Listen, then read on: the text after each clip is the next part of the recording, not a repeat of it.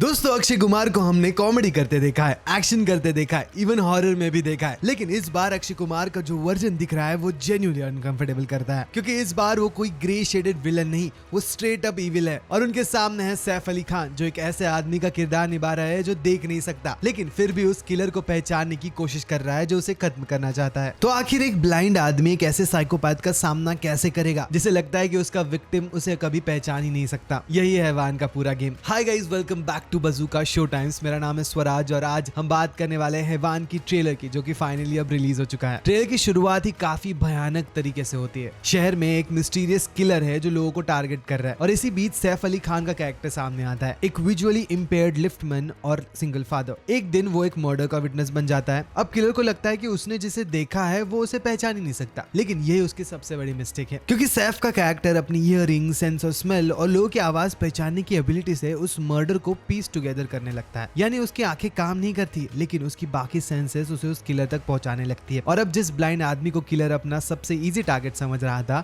वही उसके लिए सबसे बड़ा खतरा बन जाता है। और यही से फिल्म का मेन प्लॉट शुरू होता है। अक्षय का कैरेक्टर सैफ को एलिमिनेट करना चाहता है, क्योंकि उसे डर है कि अगर सैफ ने उसे आइडेंटिफाई कर लिया तो पूरा गेम खत्म हो जाएगा। लेकिन अक्षय के कैरेक्टर में कोई कॉम्प्लिकेटेड ग्रे जोन नहीं है, ही इज जस्ट इविल। और यही शायद इस रोल को इंटरेस्टिंग बनाता है। अक्षय ने भी कहा है कि वो पहली बार स्क्रीन पर ऐसा कैरेक्टर कर रहे हैं जो पूरी तरह इविल है, कोई जस्टिफिकेशन, कोई सिंपैथी नहीं। ट्रेलर में भी उनका कैरेक्टर काफी कंट्रोल दिखता है। वो हर वक्त चिल्लाकर डेंजरस बनने की कोशिश नहीं करता, बल्कि उसकी कामनेस ही उसे सबसे ज्यादा डेंजरस बनाती है। लेकिन मुझे लगता है हैवान सिर्फ अक्षय के विलन के दम पर नहीं चलने वाली। सैफ का कैरेक्टर भी काफी अनयूजुअल है। सैफ ने उसे Indian version of blind samurai जैसा डिस्क्राइब किया है। मतलब वो देख नहीं सकता, लेकिन फिजिकली कैपेबल है, फाइट कर सकता है और अपनी दूसरी सेंसेस के जरिए सराउंडिंग को अंडरस्टैंड कर सकता है। और ट्रेलर में एक यंग गर्ल भी दिखाई गई है, जिसे सैफ का कैरेक्टर प्रोटेक्ट करने की कोशिश कर रहा है। तो अब उसके पास सिर्फ किलर को पहचानने की रिस्पॉन्सिबिलिटी नहीं है, उसे खुद को और उस बच्ची को बचाना भी है। वैसे अगर आपको हैवान का कॉन्सेप्ट फेमिलियर लग रहा है तो उसकी एक वजह भी है, क्योंकि यह प्रियदर्शन की 2016 वाली मलयालम फिल्म ओपन का हिंदी एडेप्टेशन है। ओरिजिनल में मोहनलाल ने विजुअली इंपेयर्ड प्रोटैगनिस्ट का रोल निभाया था, और इंटरेस्टिंगली मोहनलाल शायद हैवान में भी स्पेशल अपीयरेंस दे सकते हैं। यानी प्रियदर्शन अपनी ही कहानी को एक नए कास्ट और हिंदी ऑडियंस के लिए फिर से लेकर आ रहे हैं। वैसे दोस्तों, आपको लगेगा कि ब्लाइंड कैरेक्टर प्ले करने के लिए सैफ ने काफी स्पेशल ट्रेनिंग ली होगी, लेकिन प्रियदर्शन के मुताबिक ऐसा नहीं हुआ। उनका डायरेक्शन काफी सिंपल था, आंखें खुली रखो लेकिन बिहेव ऐसा करो जैसे तुम्हें दिखाई ही नहीं दे रहा। और सैफ ने इसी अप्रोच को फॉलो किया, इसलिए कैरेक्टर को सिर्फ स्टीरियोटिपिकल ब्लाइंड मैनरिज्म पर डिपेंड नहीं करना पड़ा। उसकी रियल स्ट्रेंथ है कि वो दुनिया को देखने के बजाय सुनकर और महसूस करके समझता है। वैसे एक छोटी सी इंटरेस्टिंग कास्टिंग स्टोरी भी है। अक्षय इस रोल के लिए प्रियदर्शन के फर्स्ट चॉइस नहीं थे। डायरेक्टर ने पहले बॉबी देओल और फिर अक्षय खन्ना के बारे में भी सोचा था, लेकिन जब उन्होंने अक्षय को कहानी सुनाई तो अक्षय ने खुद पूछा, why can't I do this movie, और यही से ये कास्टिंग फाइनल हो गई। अब सवाल सिर्फ इतना है कि जब ये दोनों आमने सामने आएंगे तो जीतेगा कौन। अब ये तो पता चलेगा हमें 11 सितंबर को, जब हैवान थिएटर्स में आएगी। बट तब तक के लिए आपको अगर ऐसे ही नए नए एंटरटेनमेंट अपडेट जानना पसंद है, मूवी रिव्यूज देखना पसंद है, तो आप हमारे चैनल को सब्सक्राइब कर सकते हो।